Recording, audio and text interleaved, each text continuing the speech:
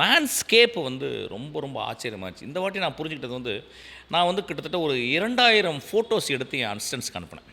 என் அசிஸ்டன்ட்ஸுக்கும் 10 நண்பர்கள், அதாவது வந்து எல்லாமே கவிஞர்கள், கவிதை சார்ந்து இயல்பவர்கள், சாம்ராஜ் மாதிரி இலக்கியவாதிகள், சினிமாவில் இருக்கிறவன், என் அசிஸ்டன்ட்ஸ் எல்லாருக்குமே கிட்டத்தட்ட ஒரு 2000 ஃபோட்டோஸ் நான் ஃபோட்டோஸ் எடுத்து அனுப்புனேன்.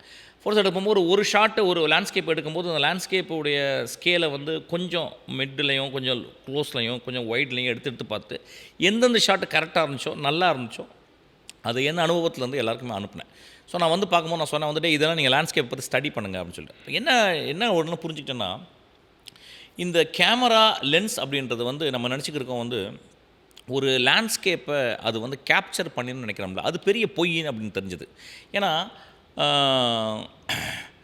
ஒரு லேண்ட்ஸ்கேப்பையோ ஒரு மனிதனையோ இல்லை ஏதோ ஒரு விஷயத்தையோ வந்து கேப்சர் வந்து முழுக்க 100% பண்ண முடியாது. ஒரு 20% வந்து ஒரு 36% தான் பண்ண முடியுன்றது இது நினச்சி. ஏன்னா என் மகள் ஒருத்தர் இருந்தால் நான் வந்து ஃபோட்டோ எடுக்கிறேன், என் மகளுக்கு கீழே ஒரு லேயரு, அதுக்கு கீழே ஒரு கிலோமீட்டருக்கு அப்புறம் ஒரு லேயரு.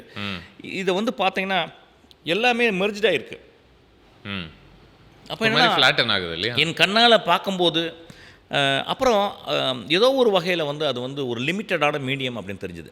தரமான ஃபார்ம்லேண்ட் வாங்க நம்ம சென்னை ஃபார்ம்ஸ் வாங்க.